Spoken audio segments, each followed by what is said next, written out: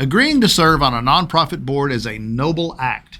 Done well, it's going to be an investment of time, talent, and treasure.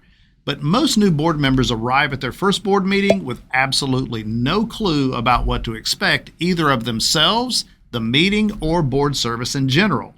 There's got to be a better way, right?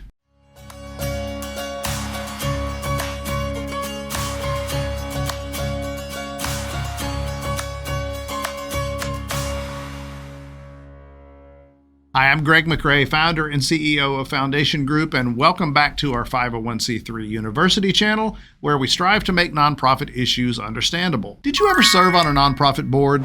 How'd it go? Well, if you're like a lot of people, it probably didn't go very well. Maybe it was a disorganized nonprofit or one where the board's input wasn't really valued. For others, it's just a situation where you don't feel qualified or even know what questions you should be asking. And sadly, very few nonprofits do a good job of onboarding new board members. But here's the thing, even if your new board assignment doesn't include much in the way of orientation, you can still show up prepared to serve. Here are 5 key things you need to know before your first board meeting. First up is organizational history. What do you know about the nonprofit you're about to join the board of? You would be surprised how many people agree to board service with an organization they know virtually nothing about. How long has the nonprofit been around? Who started it? Why was it started? What successes and failures has the organization experienced? Has the mission changed or evolved over the years? Has the leadership changed? How is the nonprofit perceived in the community that it serves? These are more than just interesting questions. It's very difficult to have meaningful input as a board member if you don't know how the nonprofit got to where it is today. Do your homework before you ever sit down at that board table for the first time. Be prepared by knowing what's happened before you got there. Number 2 is compliance history. All right, well, you knew we had to go there given that we are the compliance people, right? What do you know about the organization's compliance history? Is it legally incorporated? Does it have IRS 501c3 status? Is that status current? Has the nonprofit filed its Form 990s? Is the nonprofit registered to solicit donations? Who helps with that? A CPA firm or someone internally? These are huge questions that really need answers before board service begins. Now, I get it. Most board members don't have a clue about this stuff. The problem is, though, as a board member, you have a fiduciary duty to know these things. And if you don't know what fiduciary duty is, well, we've got a video on that topic linked below, so check that out. Number 3, learn how to read financial statements. Oh boy, I can hear some of you groaning already. I don't know accounting or bookkeeping, much less how to read a financial statement. I don't even know what a correct financial statement looks like. Look, I get it. This is way out of the comfort zone of some people. However, let me take you back to that idea of fiduciary duty. With board service comes the personal responsibility for ensuring the fiscal health of the nonprofit. You can't perform that duty if you can't understand financial matters. There are crash courses you can take to learn this stuff. Heck, you can probably even find YouTube videos that will help you understand how to properly read a statement of financial position, or AKA balance sheet, a statement of activities, or AKA a profit and loss statement. We might even produce some videos or articles on this subject ourselves. But regardless, it's something you need to know to be an effective board member. Number 4, be prepared to ask questions. Now, maybe you've done your homework and you're feeling pretty good about attending your first board meeting. But the second item on the agenda is a vexing issue that you have no knowledge of the history of it.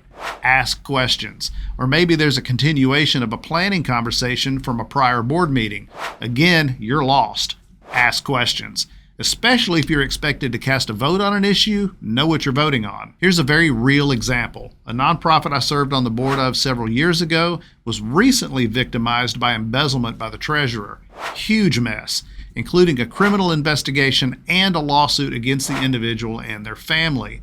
Well, at the annual meeting of the members earlier this year, there was an election to fill 3 open board seats. Now imagine coming on the board of this organization not knowing anything about this mess. Fortunately, these folks have been amazingly open and transparent, so the new board members pretty much knew what they were in for when they signed on for board service. But what if you arrive at your first board meeting and learn that there is a huge issue that you knew nothing about? You better be asking lots of questions before you leave that table. Our 5th and final one for today is understand your role. Boards as a whole often misunderstand their role. A new board member's responsibility is to govern, not manage. In smaller nonprofits, keeping these roles separate is more challenging. You often have the same people doing everything. But if you're lucky enough to be serving on a nonprofit with more structure, there should be definite lines of responsibility. Strategy, planning, budgeting, oversight, these are keywords associated with boards. Other keywords include fundraising and representation. Those last two deserve some attention. While your role as a board member isn't to be a professional fundraiser, nonprofit board members should be prepared to participate in fundraising. You should also be prepared to financially support the organization yourself. If you're going to care enough to serve on the board, you should care enough to give financially, especially if you're going to be asking other people for money. Representation is the other issue. As a board member, you're part of the face of the nonprofit. Don't be surprised if members of the public or constituents of the nonprofit itself come to you with questions. Be prepared to answer what you can and know what you should not be disclosing publicly. See our video on board confidentiality below to learn more. Part of your job is to elevate and promote the image of the organization in your community, so do it well. I hope this video helped you understand board service a little bit better. It could have been much longer than just 5 issues, that's for sure. There's a whole lot more to effective board service than just these, but we'll save them for another installment. Can you think of some things that we should have mentioned, or maybe that you've encountered yourself in your own board service?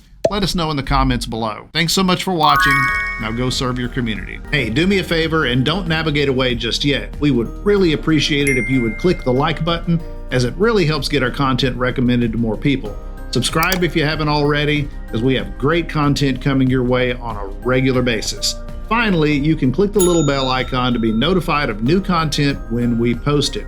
To learn more about Foundation Group, you can always visit us on the web at www.501c3.org. Thanks, and we'll see you next time.